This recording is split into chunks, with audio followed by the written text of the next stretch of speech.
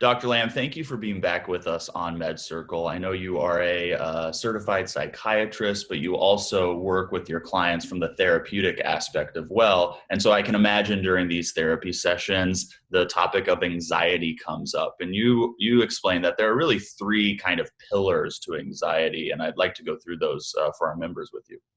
Absolutely. Yeah. I think that, I have a master's in philosophy and went to med school for 4 years, did 5 years of residency in family medicine and psychiatry. And I came out and I didn't really know by definition what anxiety was. It wasn't until I was really introduced to a type of therapy called intensive short-term dynamic psychotherapy. It's way too long of a name, but which was kind of conceptualized by Habib Davanloo out of Montreal. And he conceptualized anxiety physiologically in the body. And being a family medicine doc and a psychiatrist, it made so much sense to me to really get clear that anxiety is nothing more than a stress response in the body. I always thought of it as worried thoughts, but I know that from my own experience at 3 a.m, if I wake up and my brain is spinning, there's not much that I can do to stop thoughts from coming in. I can shift my focus through meditative practice, but those thoughts can still come in.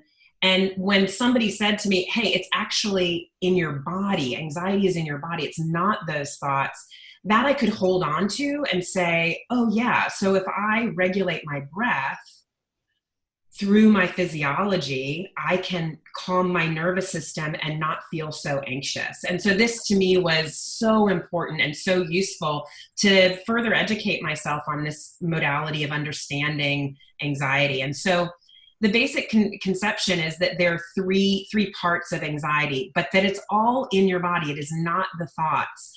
And so anxiety starts in what we call the striated muscle, which is the voluntary muscle that we have control over.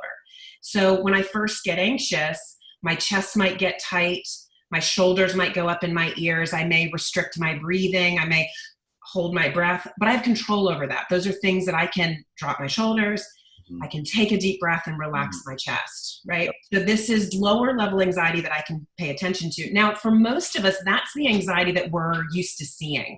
So if we see somebody who's a leg bouncer or, biting their lip or, fidgeting, right? So these are all striated muscles. It's a tell of anxiety. So we know pretty easily that that person's a little bit anxious. But it's actually lower level because those are places where we can intervene and regulate pretty quickly.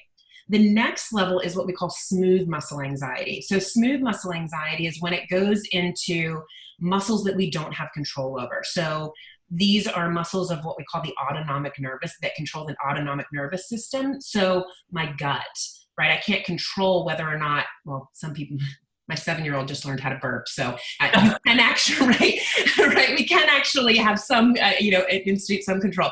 But nausea, vomiting, burping, migraines that are regulated by the smooth muscle of the blood vessels in the brain, right? So these muscles that we don't have control over, this is where anxiety gets even higher.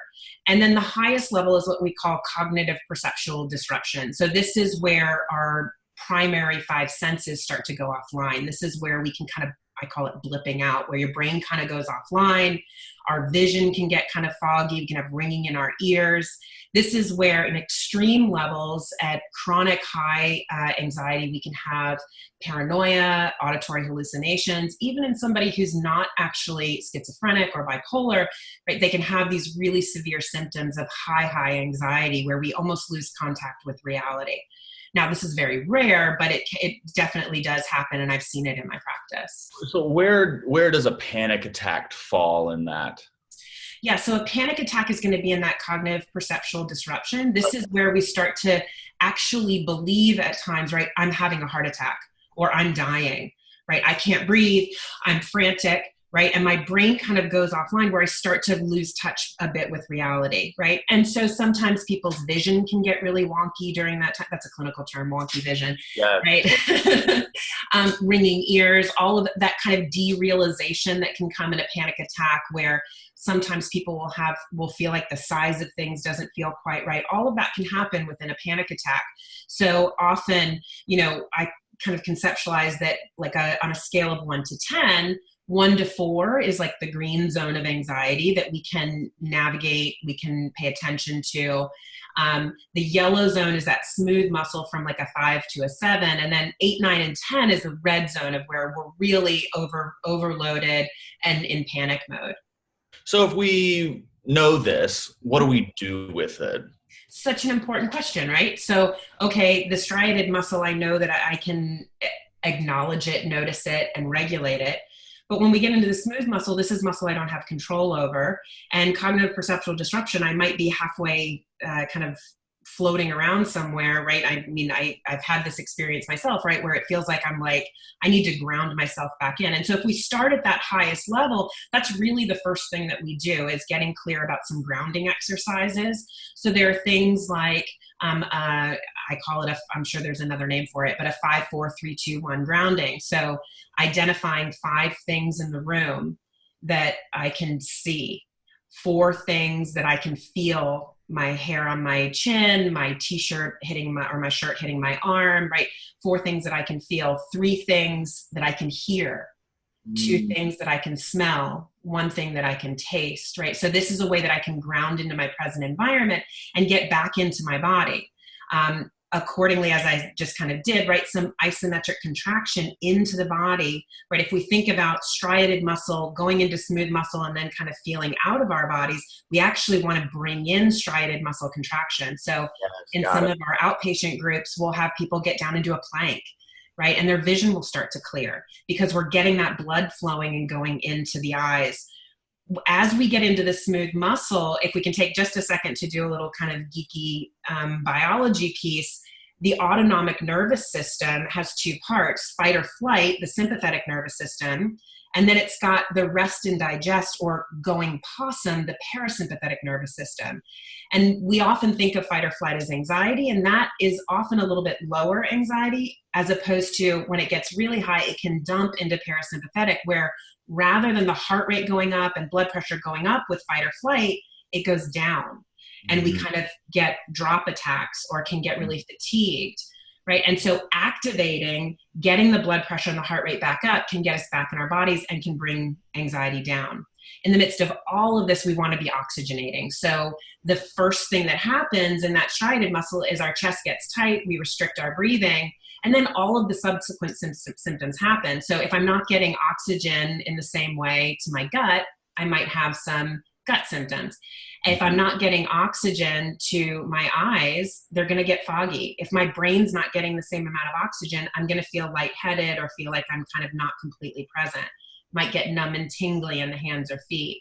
So understanding the physiology is really important, because if you're at a 10 and feeling really floaty, doing a guided meditation for relaxation is actually going to make you feel worse. So it's really important to kind of know where you are and start to get to know your body. And I think most of us have learned to just push through anxiety. That I know for me, it was like, okay, I'm anxious, push through and just get it done. Use it as fuel to kind of get through. So this is a totally different way of looking at anxiety, to say, no, I actually want to look at it, really understand my symptoms of anxiety and know how to intervene. So if I'm just really tense, then yeah, guided progressive muscle relaxation, a squeezing and relaxing to really loosen the body, some slow, gentle breaths may be really helpful. Higher up, I may need to really get into my muscles, get into my body so that I can regulate in a different way. But that means paying attention and attuning to myself, which for many people is really difficult. It's been something we didn't ever do and really learn to ignore ourselves. So I think initially, in regard to treating our own anxiety, the first piece is being able to pay attention to ourselves. Most of the patients that I work with will, as soon as they start to attune to themselves, attack themselves for having anxiety. They'll start beating themselves up. So it's really hard to regulate anxiety when you've got a bully in your ear saying, really, you're anxious right now? You shouldn't be, right? So anxiety just keeps going up. So we have to be able to attune to ourselves in a compassionate way and say, wow, things are nice through the roof right now. Now, everything you're saying to me sounds like the ultimate, boot camp of mindfulness and being mindful. Is that what we're talking about? Absolutely. So I think that in all of the work that I do for mental health, one of the core components is compassionate mindfulness. So paying attention to ourselves in a loving way, and then attuning, because most of us are really ignoring what's going on in our bodies. We may be ignoring the feelings that are coming up, right? The number of patients like, well, it sounds like you were angry. No, I wasn't angry at all, right? And it's like, well, what's that in your hand, right? Of course you're angry. Yeah, no problem, you're angry. Or, no, I'm not anxious. Well, I wonder if we could just take a breath. It's okay. Yeah, some anxiety's coming in. No problem. Could we attune, just pay attention to what's going on, and then help you regulate, right? That whatever's coming up is fine. Yeah. What I just got from this was, because look, mindfulness, oh my gosh, that word is used so much today. Everybody wants to be mindful, but I don't think we really understand what it means. And I think I just got a better understanding listening to you, because people who are attempting to be more mindful, at least for when I attempt to be more mindful, it's because I believe that I hadn't been mindful in the past, which might be true. But taking it a step further, I might have been the opposite of mindful and actively pushed away being mindful. It wasn't that I just wasn't mindful. I was like actively fighting against it. Yep. So if I expect myself to be able to practice true mindfulness, I have to first understand that the majority of my life, I have been actively trying to do the opposite of that. Absolutely. And this is a whole new way of being, right? And so I have to be able to attune to myself, which is what I have trained myself not to do. And to take this a little deeper level and to go psychodynamic, right? We learn to do this to protect ourselves. So if no one was there to actually attune to us before, it was modeled for us to not pay attention to ourselves, to neglect ourselves, and to just push through. And so we learned to do this to protect ourselves, right? To try and survive in environments where maybe we weren't being attuned to. And these are different levels of scale, and based on our biology and our genetics and our temperament, we may be affected more or less by this. But we learned to not pay attention to ourselves, to habitually ignore ourselves. And if that was protective, to now look towards and attune is like going against what was safe. So it can feel really unsafe to do this. So the process, we have to be really gentle with ourselves. And I had a patient who learned she had very difficult health issues, was in and out of the hospital throughout all of her childhood. And so when I first met her and was like, yeah, can we pay attention to your anxiety and how do you notice it? Right, she got incredibly anxious. She went completely straight into CPD. And so she shared with me, thank goodness, about her past. You know, we were just getting to know each other and I didn't know about all this past. So we kind of just got the roadmap first of understanding before doing it, right? And I think this is a lot of mental health, is that we need not just the roadmap, but then we need the experience and to figure out how to do it. And so we got the roadmap of what was going on. And she said, okay, it makes sense that I should attune to my anxiety, but it makes me too anxious because I had to push my symptoms away if I was going to, like, paying attention to my body was painful, there were bad incidences with doctors that were, not compassionate. I just pushed it away, and that was protective. So we started with, okay, what's a small thing that you could look at and then close up, right? Could we take 3 seconds to just check in with what your breath is like, just right now? Mm-hmm. Oh, great, there's no breath, no problem, close that. We can put that to the side. And now we can actually just talk about, okay, so you sometimes hold your breath, no problem. Could we take some breaths together, right? That we don't have to jump off the deep end and be, a mindfulness guru to do this, but it's just actually the intention of saying, I'd like to actually compassionately pay attention to myself. Yeah, that's really good. And those little tiny steps, like your breath example you just did, if I was just a viewer of MedCircle and I wasn't in every interview and I really tried to implement the insight and techniques and advice that I learned from doing all these interviews, and they work. But if I heard those little things, I'd be like, oh, that's a little thing, it probably doesn't work. They really do. I did a virtual interview with Dr. Ramani, and I was telling her about some of the new anxiety I was experiencing. And she goes, all right, Kyle, here's what I want you to do. Just throughout the day, you're washing your hands all the time because of COVID. when you're washing your hands, be fully committed to the hand washing. I mean, touch your hands, think of the sensations, think of the sound of the water, the smell, everything, go all in. And I'm like, okay, Dr. Romney, whatever, I'll try it. So that night I do this. It gave me so much peace in the moment. I had 40 seconds of peace. Because normally I'd wash my hands and then go, all right, what am I going to do after this? Is my phone charged? Da, da, da.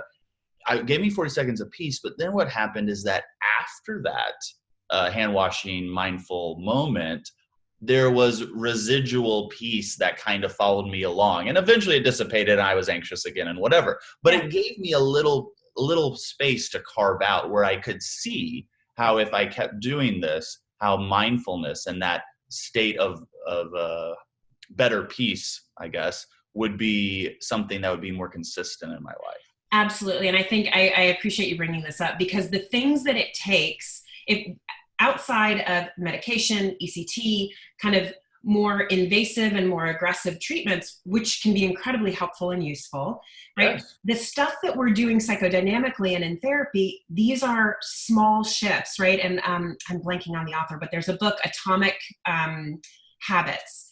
And the author talks about these small little shifts, right? That if you're talking about a boat, if you just change direction this much, pretty soon you've completely turned, right? And so we have to make these small little shifts, and that they really add up. You know, even breath work, right? The number of patients that I talk to that are like, yeah, I know I'm supposed to breathe. What, I'm supposed to breathe all day long?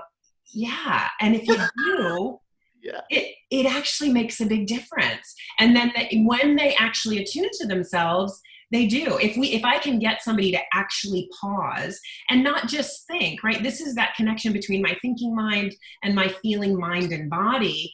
If I can connect the two and actually have an experience of feeling that when I have a prolonged exhale and I slow down, that my body calms, that shifts things.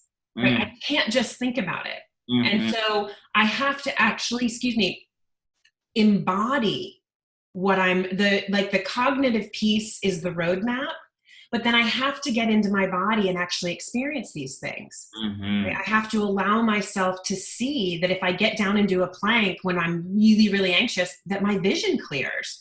It also builds this sense of efficacy and agency in the world, that I can do something on my own behalf. Because I think, unfortunately, so much in mental health, there has been this pathologizing and kind of telling people they're just kind of intrinsically broken. And it's something that I have to constantly fight against, to say, you're not broken, you're a human. Your nervous system, I wouldn't know this I wouldn't know what was going on if you weren't just like any other, like me. I get sweaty palms, all of this happens, and that I also can feel my vision clear when I get into my striated muscle. That we're humans here, you're not broken. And anxiety doesn't come like lightning out of nowhere. There's an antecedent trigger. And when we can understand that and understand what's happening and what's happening in your body, and you have tools to intervene, then I'm in control. Right? And then I don't have to be anxious over my anxiety, which is a huge problem, right? Because I'm not going to intervene on my own behalf if I don't think there's anything I can do. And I'm not going to attune it to myself. That's if I don't think there's anything I can do. I'm going to try and avoid it as much as possible. Right? Why would I look at something to get really clear how anxious I am if I don't think I can do anything about it? Yeah. Right? So we have to have all of the above. We have to understand, we have to have the felt sense, and then start to build the muscle that says, I got this. Yes. Yes. So good. I want to hear from our members in the comments section. What part of this conversation stood out to you the most? For me, it was having this very focused conversation around our physical bodies when we're talking about a mental health condition like anxiety. We always talk about how mental health and physical health should be treated, the same. It's just health, everyone. It's physical health, mental health. It's your health. They're all in here like this. You can't talk about one without talking about the other. Dr. Lamb, excellent stuff. We'll have more from Dr. Lamb in future videos, but make sure you check the links below this description to see more from her. Thank you for being here. I'm Kyle Kittleson. Remember, whatever you're going through, you got this.